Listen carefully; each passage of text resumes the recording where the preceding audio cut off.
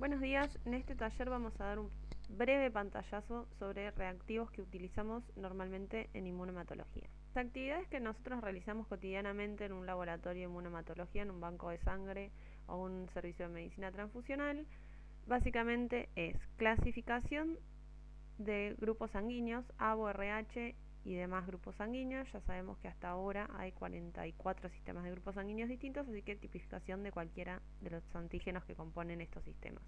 Detección e identificación de anticuerpos irregulares, pruebas de compatibilidades pretransfusionales, tanto mayor como prueba menor, prueba de CUMS directa, elusión y titulación son como técnicas básicas que podríamos hacer en cualquier servicio de hemoterapia o en casi cualquiera. ¿Cómo realizamos estas tareas que les mencionaba recién? Siempre es demostrando la reacción antígeno-anticuerpo mediante aglutinación de Matías, ¿sí? Si hay presencia de una reacción antígeno-anticuerpo, vamos a ver una aglutinación, y si no está esta interacción antígeno-anticuerpo, no vamos a ver aglutinación, ¿sí? Los métodos en los que podemos trabajar son distintos. Acá tenemos representados 3 tubos, ¿sí? De los cuales el primero aglutina y los otros 2 no, ¿sí? Entonces en este hay reacción antígeno-anticuerpo y en estos 2 no. Acá en platina tenemos una gota que tiene aglutinatos, ¿sí? Y una que no, entonces esta es negativa y esta es positiva. Y acá tenemos en microtipificación en tarjeta de gel, donde en el fondo de la columna de gel tenemos un negativo, y cuando tenemos un aglutinato 4 cruces acá arriba, que no puede bajar por la columna de gel, es positivo, ¿sí? En todos los casos en que es positivo, como les decía, hubo interacción antígeno-anticuerpo. En los casos que dio negativo, no hay interacción antígeno-anticuerpo.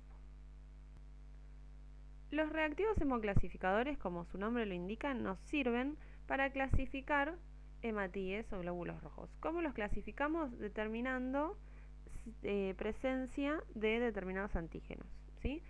Estos reactivos, que son hemoclasificadores, están compuestos por anticuerpos. Son anticuerpos específicos contra un antígeno de la membrana eritrocitaria o contra un epitope de este antígeno, ¿sí?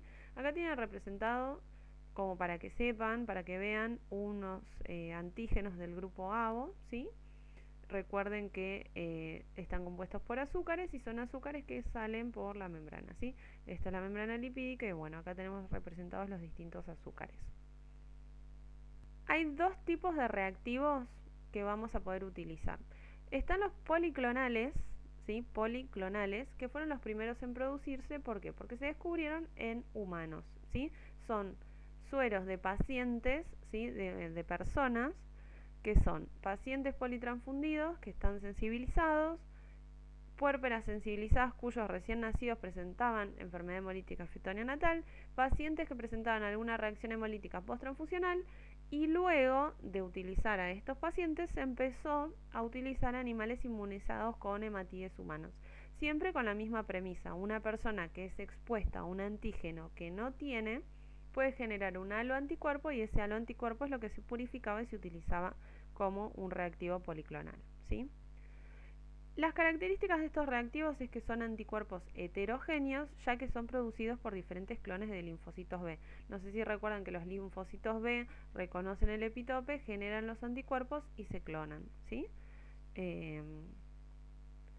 Están dirigidos contra distintos epitopes dentro del mismo antígeno, ¿sí? Contra distintas partecitas. Reaccionan con diferentes grados de intensidad dependiendo del paciente al que se lo enfrente, ¿sí? Y en su mayoría requieren lectura en fase antiglobulínica. ¿Por qué? Porque eran anticuerpos, como les decía, generados por humanos. Entonces generalmente son de tipo IgG, y por eso necesitan de un reactivo más común para determinar la lectura y evidenciar la aglutinación. Como todo, tiene sus ventajas y sus desventajas.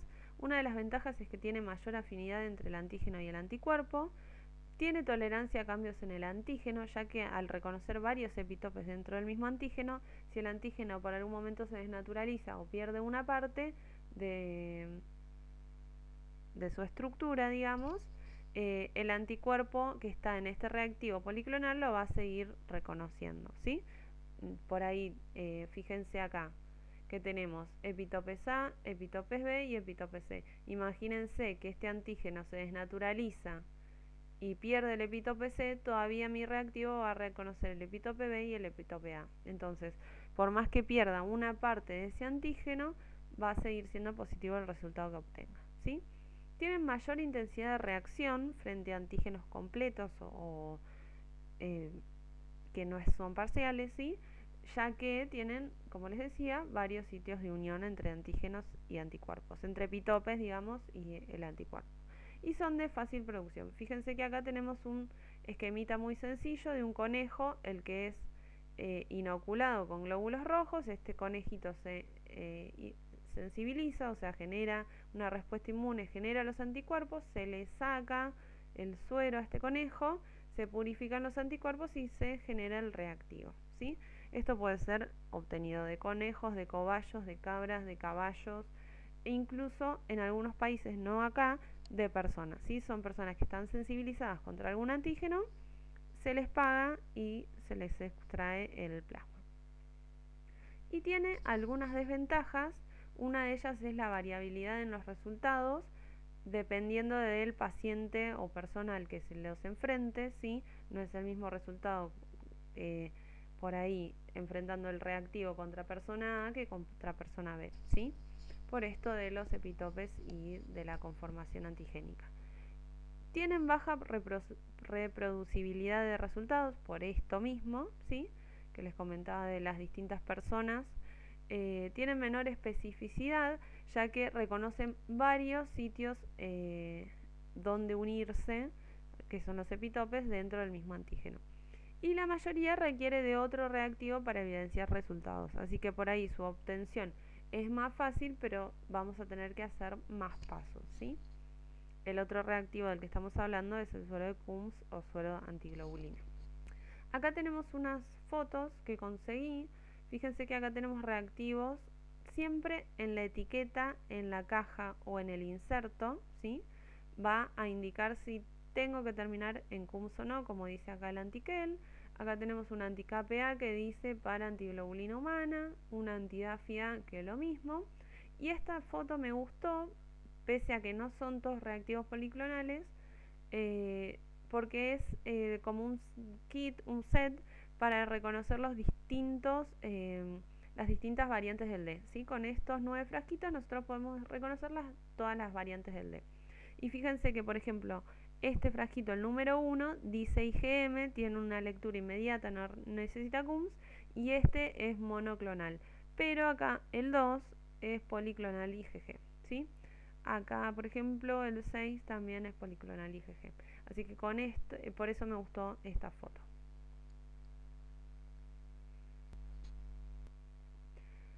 Después tenemos los reactivos monoclonales, que empezaron a producirse mucho después que los policlonales, a partir de 1975, porque avanzó un poco la tecnología, se investigó un poco más y se descubrió la forma de generar este tipo de reactivos monoclonales.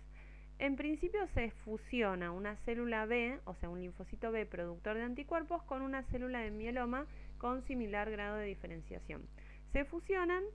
Las células de mieloma tienen una tasa de reproducción alta e indefinida, o sea, siempre se están replicando, ¿sí? Por eso es que se las fusiona con ellos, y producen anticuerpos contra un epitope en particular. Recuerden que los policlonales van dirigidos contra varios epitopes dentro del mismo antígeno, y los monoclonales van dirigidos contra un epitope en particular, ya que lo que se clona es un solo clon de linfocitos B, ¿sí? Y por eso se les dice que son anticuerpos homogéneos, porque están formados por un solo clon de linfocitos B. Como marcamos anteriormente, tenemos ventajas y desventajas. Una de las mejores ventajas que tiene es que tiene mayor especificidad, porque va dirigido específicamente contra un solo epitope dentro de un antígeno en particular, ¿sí?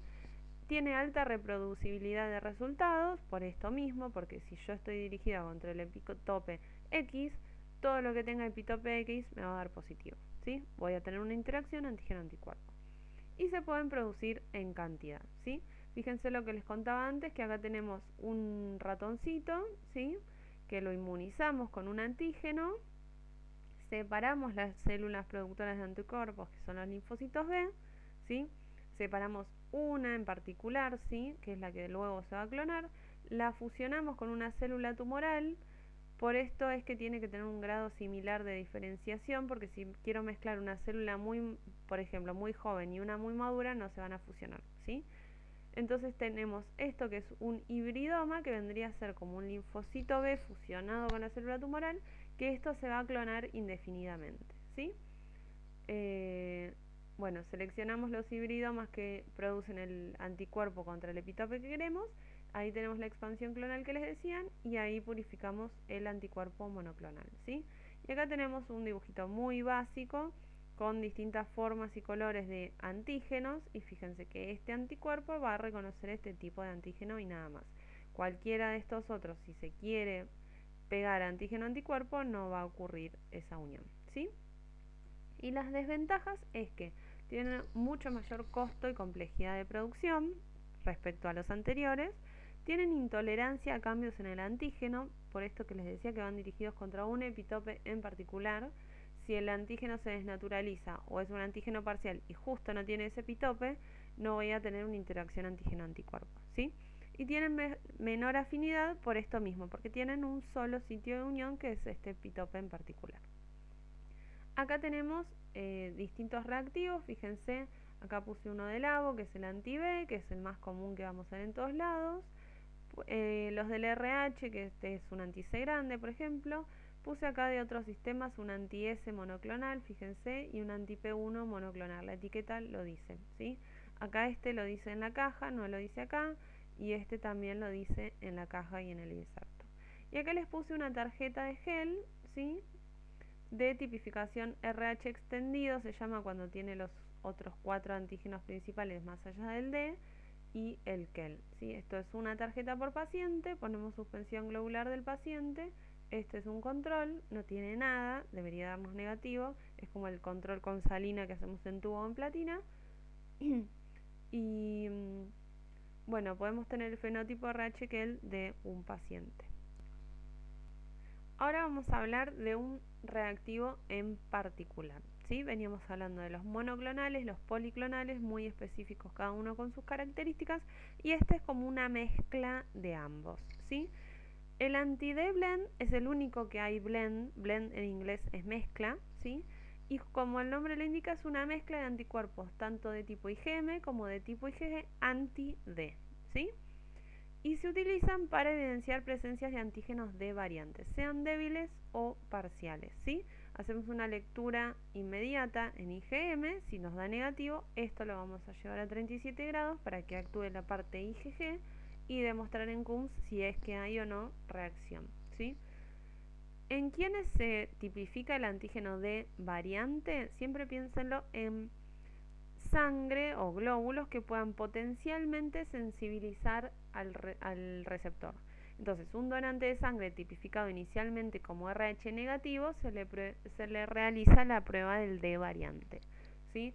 Pueden escuchar que le digamos prueba del D débil, prueba del DU, pero lo correcto sería llamarlo D variante, porque nosotros en un laboratorio normal de inmunohematología no podemos diferenciar entre débil, que es una poca expresión antigénica, en el antígeno completo pero en poquita cantidad, o un antígeno D parcial, que es un antígeno D que en cantidad puede que sea normal, pero conformacionalmente es distinto, ¿sí? Le falta una parte, por así decirlo. Entonces, como les decía, ¿en quiénes se tipifican? En quien podría sensibilizar a alguien. Entonces, un donante tipificado como RH negativo, le tengo que hacer la prueba del D variante para ver si realmente lo puedo utilizar con un paciente RH negativo, o si es D variante positivo, lo tengo que usar solamente en receptores RH positivos que no podrían sensibilizarse al antígeno D. Y en recién nacidos, porque se toma como un cuasi donante con una mamá que sea RH negativo. Si la mamá es RH negativo, cuando el bebé nace, está la hemorragia fetomaterna y este bebé es de variante, podría potencialmente sensibilizar a la mamá y deberíamos aplicar la profilaxis anti-D, por ejemplo, ¿sí? Y esta prueba del D variante, para evidenciar la reacción antígeno-anticuerpo con la fracción IgG del reactivo, debemos terminar el estudio en CUMS, como les decía antes, ¿sí? Entonces, les repito por las dudas. Se hace una lectura inmediata, una primera lectura en la que interactuarían antígeno-anticuerpos con las inmunoglobulinas M, ¿sí? Si este resultado da negativo, lo tengo que incubar a 37 y terminar en CUMS para que actúe la fase o las inmunoglobulinas de naturaleza IgG, ¿sí? Acá tenemos dos fotos, fíjense, en este se lee bien que dice IgG más IgM y en este dice directamente anti-D BLEM, ¿sí? Este reactivo es el que yo tengo que colocar con la suspensión del paciente, hago una lectura, incubo 37 y termino en CUMS, ¿sí? Bueno, hasta acá lo que era reactivos hemoclasificadores, ¿sí? Yo tengo un reactivo con un anticuerpo conocido y estoy tipificando el glóbulo rojo para saber si tengo determinado antígeno o no. Ahora vamos a empezar a hablar de lo que son suspensiones globulares comerciales y el uso que les damos es el inverso, ¿sí? Yo tengo un glóbulo rojo con características determinadas que ya las conozco y lo que quiero evidenciar es la presencia de anticuerpos en el paciente. O sea, antes tenía glóbulos rojos inciertos y un anticuerpo conocido y ahora tengo al revés, glóbulos rojos que están tipificados para determinados antígenos y quiero saber si mi paciente tiene algún anticuerpo particular en suero o plasma. Puede ser para tipificar o detectar anticuerpos tanto naturales, que son los del ABO, o adquiridos o irregulares, ¿sí? Una de las suspensiones globulares que más vamos a usar son las que utilizamos para determinar el grupo sérico, ¿sí? El grupo sérico está determinado por presencia de anticuerpos ABO naturales en suero, ¿sí? Generalmente anticuerpos contra el antígeno que el paciente no posee, ¿sí? Y para evidenciar este anticuerpo natural en suero, lo que hacemos es utilizar glóbulos rojos tipificados como A1, A2, B y 0 enfrentados al suero del paciente. Acá hago una aclaración que lo más común es que vean solo glóbulos A1 y B en todos los servicios y los A2 y los grupos 0 se utilizan generalmente para la resolución de discrepancias ABO, ¿sí? Entonces, fíjense, acá tenemos un vial con glóbulos rojos de un solo donante tipificado como A1. Acá tenemos glóbulos de A2, glóbulos de B y glóbulos de 0. Fíjense que acá lo que es B siempre es amarillo, lo que es A es siempre azul. Entonces el anti-A es un reactivo color azul y las células A1 vienen con un taponcito azul. Acá tenemos el inserto que viene con las suspensiones globulares, ¿sí? Fíjense que habla del uso previsto para las suspensiones,